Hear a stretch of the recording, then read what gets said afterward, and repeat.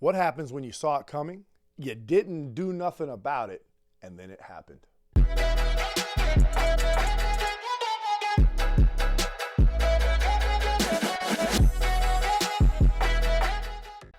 I think as Christians, it behooves us to desire discernment. It also behooves us to, when given that discernment, to make choices that reflect what you've been given. Yes, absolutely.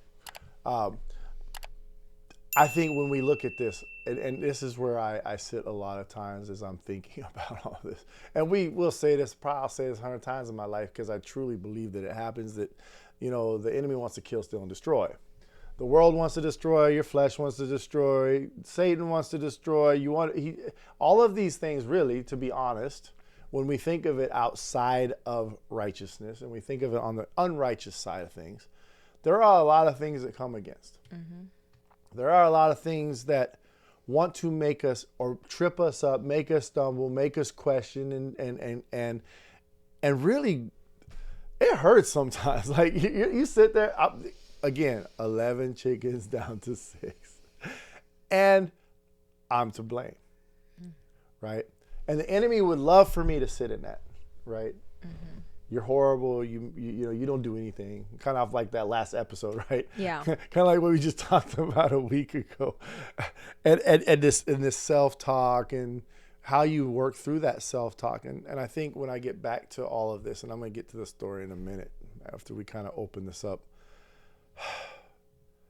we need to act. If you are being given something, we should act. We shouldn't wait. We shouldn't sit there and ponder. We shouldn't be, hold on. I think this is the biggest stab in my gut. We shouldn't be lazy. We shouldn't come up with 900 things that need to be done that are probably less important than that one thing. And I think the impact was because life was involved. Yeah. When you're looking at the pantry this week and you're trying to figure out how to make life flow a little better, even when there are downs, because there will be ups, and normally during ups we're fine, and you can kind of autopilot your way through it. Doesn't take a lot of thought most of the time. But when there are downs, how can you kind of live a life that's a little more prepared, a little better situated, right? And so when you're looking at your pantry, you definitely want to check out laziness and excuses and all of that. But what do you want to store up? Well, here's the thing. Discernment can be seen as someone donating food to your pantry. It's kind of hard to have it just out of nowhere unless it's your gift, right? You read the word, you listen to sermons, maybe you go to Bible study, you listen to some devotions and stuff. That'll help increase your discernment, but it's a gift from the Lord.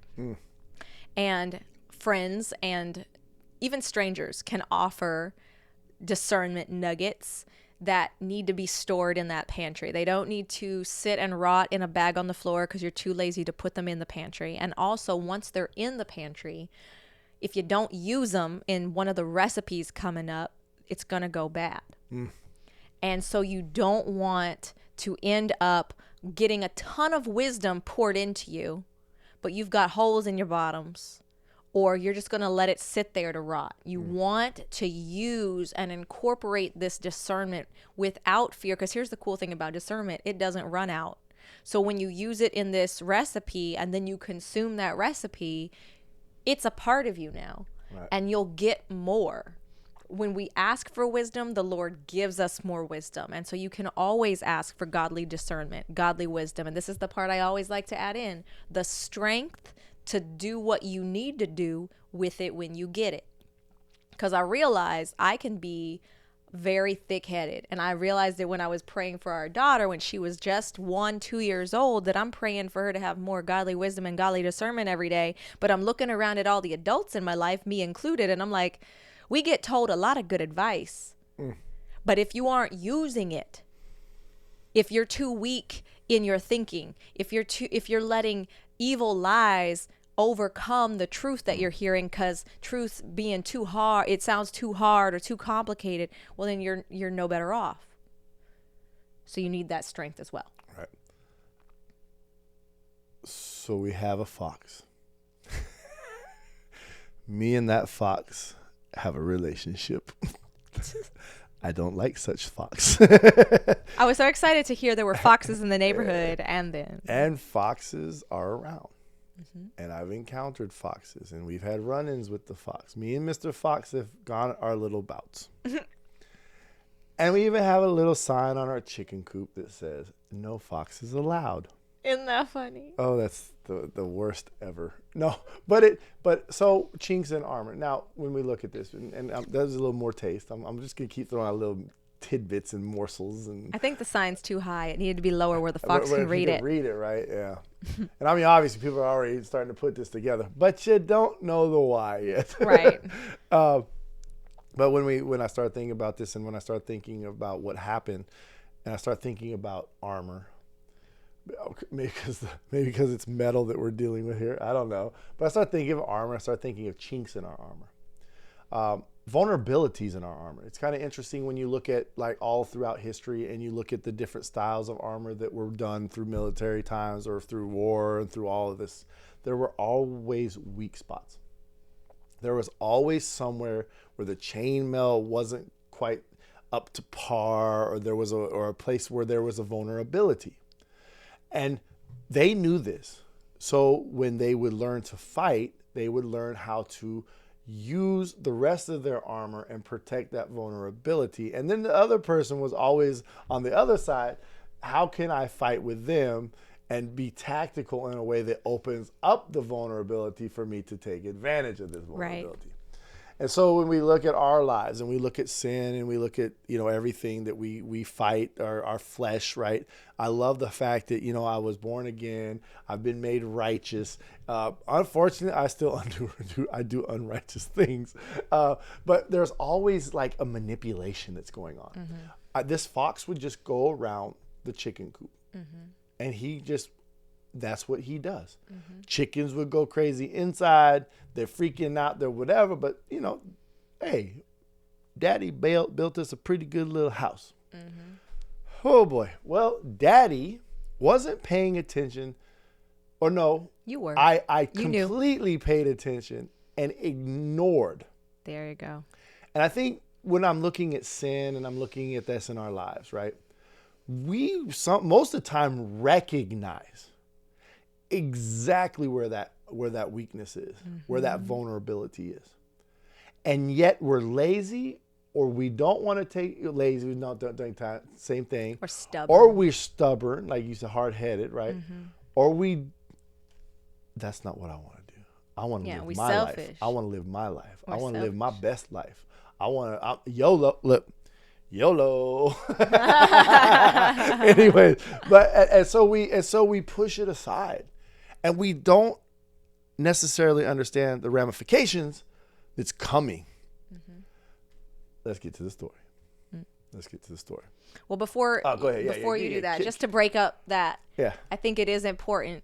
The reason that I wanted you, that's why I was like, well, you knew. I wanted that in there, not because I'm like, he knew and the chickens are gone. No. But because that's the part y'all can relate to. That's the part we can all relate to, is that we know where it is. And when you're talking about that, it made me think of the people who would say, how dare you say God's armor has chinks? His armor is perfect. Amen. Yes, it is. But you and how you wear it might not be, because you can mess it up. If you couldn't mess it up, you'd be fine every single time something happened to you, and you would never falter or stumble, because you'd be in his armor and you'd be good to go, and you wouldn't be complaining, and probably wouldn't even need to listen to our show at all ever, because you couldn't relate to all the struggles because you were wearing that armor so good.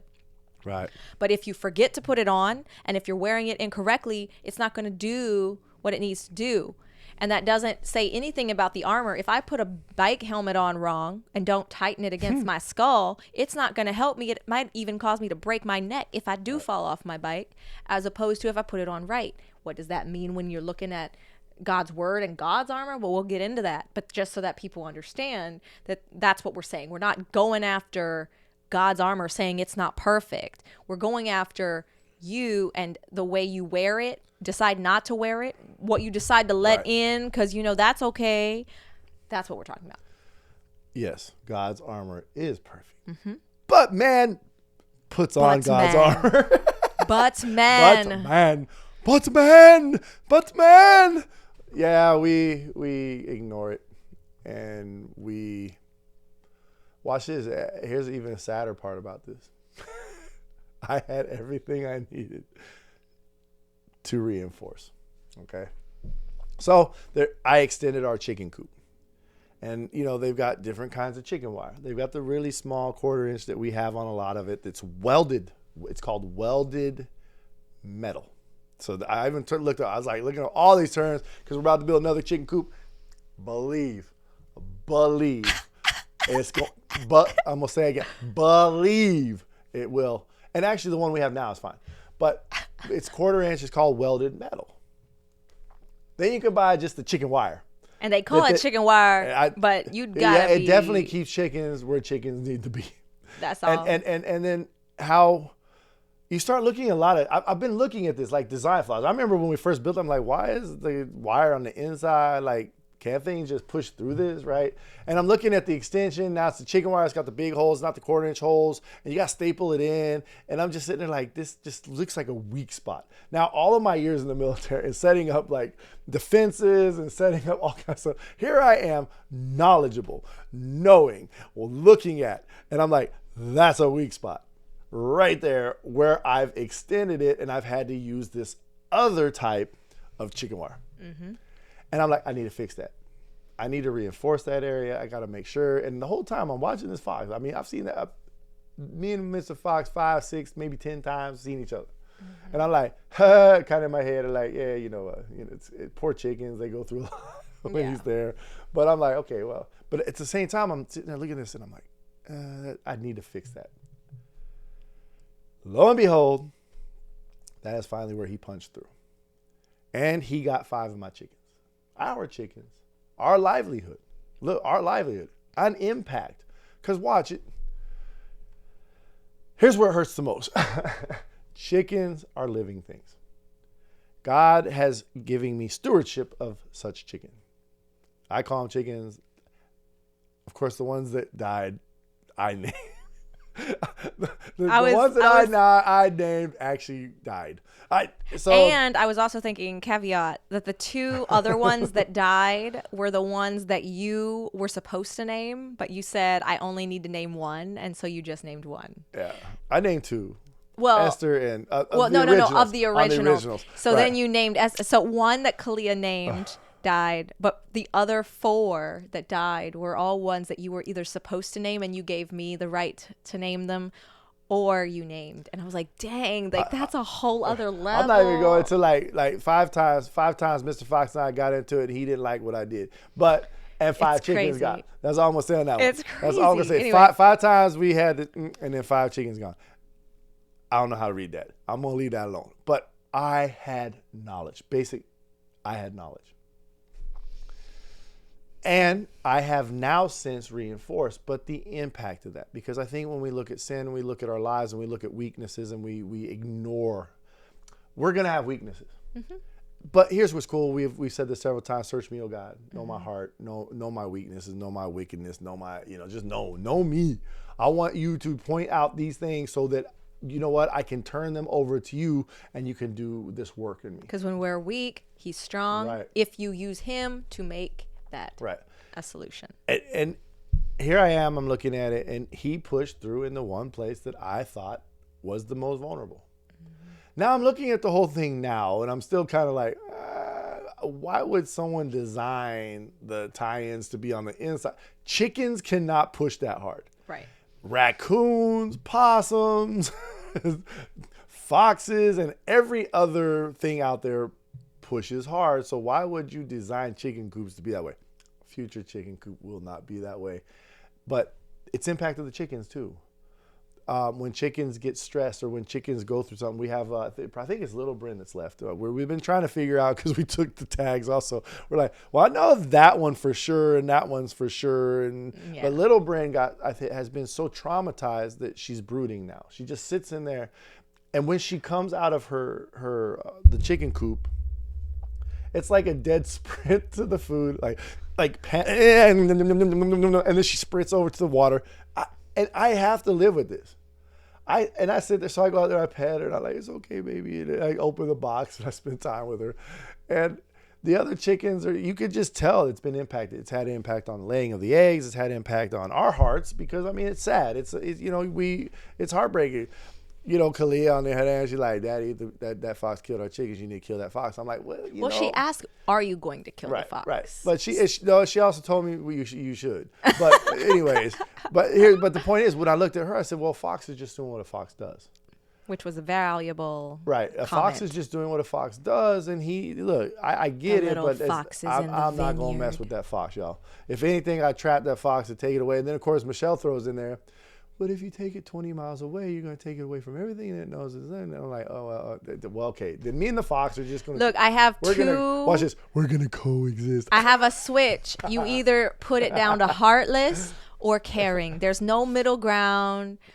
Either I pity this fox or I want to kill it and stake it so all the other foxes know not to come show out. Man, let me tell you, you think that we have a streak in us, our lot. Look, deer were cool until deer started eating all her flowers. Foxes were cool until foxes went after her chickens. Women have the that's why that's a whole nother episode. That's one of many reasons why I believe y'all are supposed to be pastors and I won't be. Okay. So anyways, to wrap this story, because this will be a probably shorter episode today. Yeah. But look, I fixed it. There was a consequence. So as we're moving through our lives, right, and we're looking at these weaknesses, God will point them out. I really believe that. He'll either point them out in something happening while you're doing it, and you're like, or he'll point them out ahead of time, and you have opportunity to change. I had an opportunity to change. Yeah. Now we're going to do a bigger change. It's going to cost a little bit more money. But we're about to do the wire from the outside because, I could pounce all day. Like, I was talking to somebody about cows, right? Beef, closet, pantry, cow, meat, T-bone. I'm trying. She always tells me I got to associate the pantry here. Well, we're talking about chickens. I know, but so we're already here. Breast, eggs, sustenance. All right, cool. But cows, they usually, when they did the wood fences, they put the wood on the inside with the cow because it's harder for them to push it out. It makes sense. It's I should have went back to my school days and physics and all that stuff. Anyways, but we're reinforcing it. We've recognized a weakness, but what's cool too? The chickens have recognized the weakness. They didn't want to go in their roost. They didn't want to go in their house. They wanted to sit out. They wanted to roost high. Learn lessons there too. I've removed higher roosting points because they like to roost in the highest point. So I've made it lower than the house, and so they still get to be out there if they want to. But what they have also recognized too is there's a safe place to be. And every night now you feed them and you go down there before dark and they're moving in. They're like, we're not staying out here no more, ain't having it. And they close the door. Another thing that the chickens did, and we do this too, they could have stayed at the high roost. Fox could have never got it. But what happens when we don't recognize these things and it gets in, and then it's chaos, and then we do even worse things. Damage. They could have stayed up there and said, and they flew everywhere. And then a fox, let me tell you what a fox does. Fox sees chaos, fox goes chaotic, and then he'll kill 5, 6, whatever, and then he'll take one.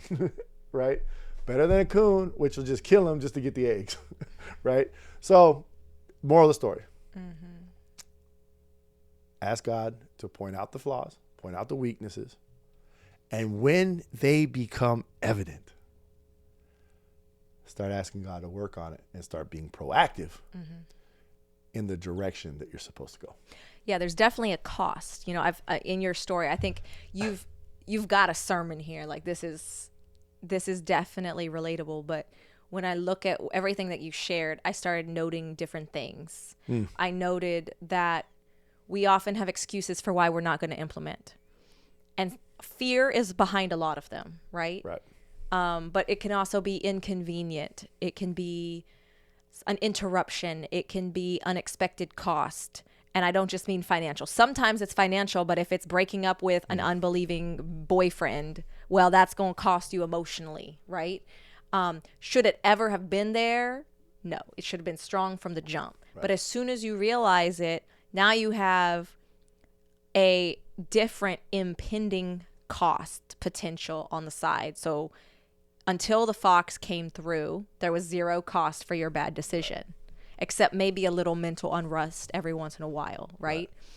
But as soon as that fox did break through, the cost skyrocketed in multiple areas, some foreseen, some unexpected, right?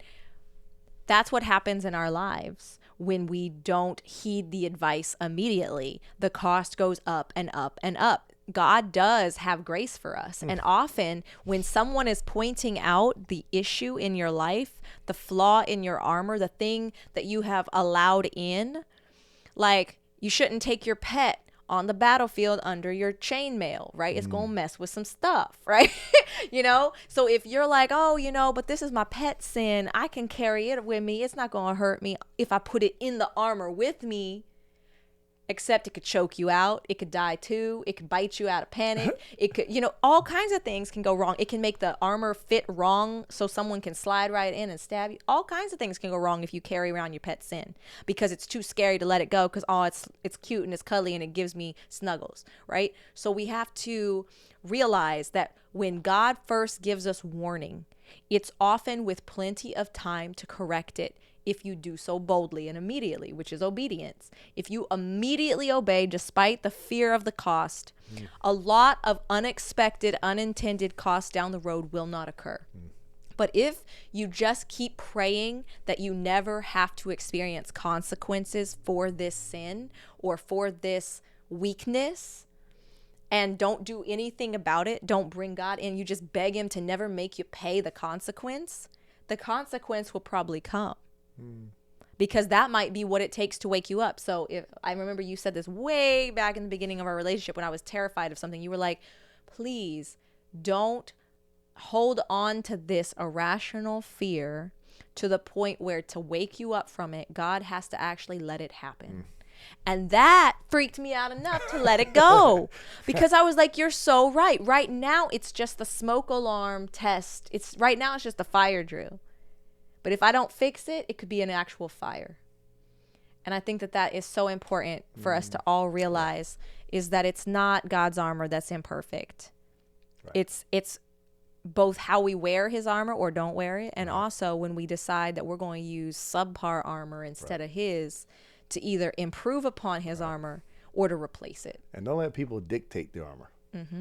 My chickens, I look at Cleo, I'm looking at a picture right now of her feeding a goat, right? And if I let her dictate the actions that I know aren't healthy, I should have put the chickens in nightly.